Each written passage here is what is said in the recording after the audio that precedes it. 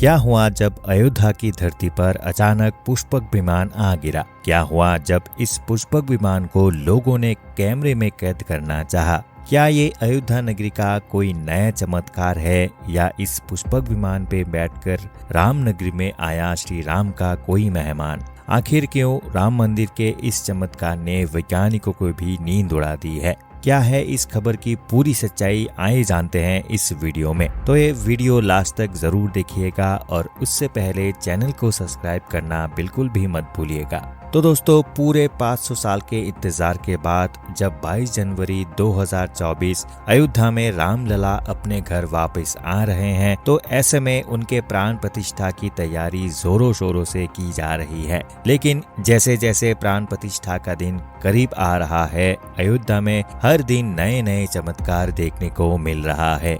कभी अयोध्या में बंदरों का झुंड देखने को मिलता है, तो कभी भालू, शेर और बेलों का। लेकिन फिलहाल राम मंदिर के चमत्कार से जुड़े जो खबर हम आपके लिए लेकर आए हैं, ये सुनकर आपके रोंगटे खड़े हो जाएंगे।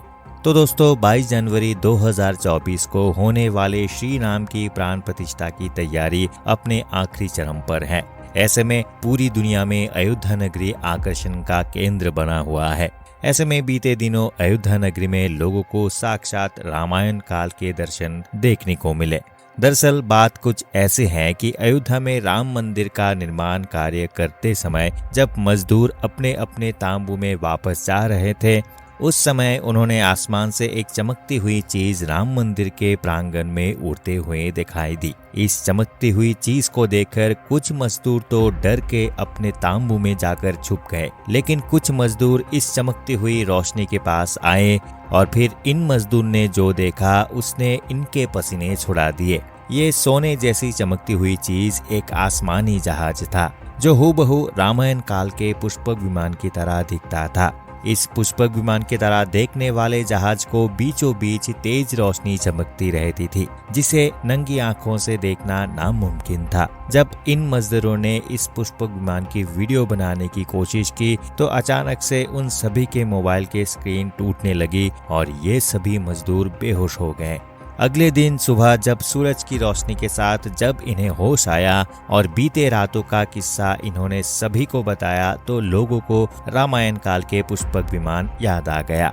रामायण में सीता हरण के दौरान इसी पुष्पक विमान के बारे में बताया गया है, जिसे भगवान विश्वकर्मा ने ब्रह्मा जी के लिए बनाया था और ब्रह्मा जी ने इसको कुबेर को दे दिया था। फिर रावण ने अपनी ताकत के दम पर अपने बड़े भाई कुबेर से पुष्पक विमान छीन लिया और उसी विमान में उसने सीता का हरण किया और श्री राम से युद्ध भी किया। फिर रावण के मृत्यु के बाद ये विमान विभीषण को मिला और उन्होंने इसे फिर से कुबेर को दे दिया। जब श्री राम, माता सीता और लक्ष्मण जी के साथ लंका से अयोध्या जा रहे थे, तो कुबेर ने इसे श्री राम को उपहार में दे दिया। बाद में श्री राम जी ने इसे अयोध्या पहुंचने के बाद वापस स्वर्ग में भेज दिया था। वाल्मीकि रामायण के सुंदरकांड के अनुसार पुष्पक विमान मोर की आकृति वाला लड़ाकू विमान था, जो अग्नि और वायु के ऊर्जा से उड़ता था और मौसम के हिसाब से चलता था। इसे छोटा बड़ा किया जा सकता था और ये मन की गति से चलता था। इस विमान में सोने के खंभे लगे थे, सीढ़ियों पर कीमती रत्न जड़े थे।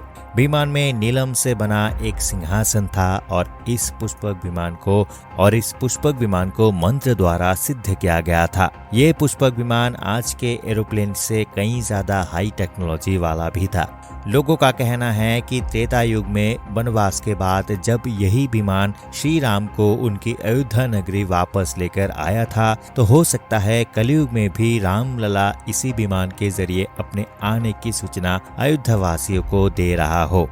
अयोध्या शुरुआत से ही श्री राम की ही थी। ये भारत के लोगों का दुर्भाग्य था कि उनके आराध्य श्री राम को एक टूटे फूटे तांबू में सैकड़ों साल बिताने पड़े। लेकिन आखिरकार सनातन धर्म और सच्चाई की जीत हुई और अब 500 साल बाद जब श्री राम को अपनी अयोध्या वापस मिल रही हैं, तो ऐसे में उनके वानर सेना सहित रामायण में मौजूद सभी किरदार अपनी खुशी जाहिर करने के लिए अयोध्या में दिखाई दे रहे हैं। तो भला उनका पुष्पक विमान कैसे पीछे रह सकता है? तो ऐसे में अयोध्या में ऐसे चमत्कारी विमान का देखना कोई बड़ी बात नहीं है। आप लोगों की क्या राय है इस बारे में हमें कमेंट करके जरूर बताइए। और अगर आप एक सच्चे हिंदू हैं तो वीडियो को लाइक कीजिएगा, चैनल को सब्सक्राइब कीजिएगा और ज्यादा से ज्यादा लोगों तक ये वीडियो शेयर करना बिल्कुल भी मत भूलिएगा। अंत तक बने रहने के लिए आपका बहुत बहुत धन्यवाद। मिलते हैं अगले वीडियो में।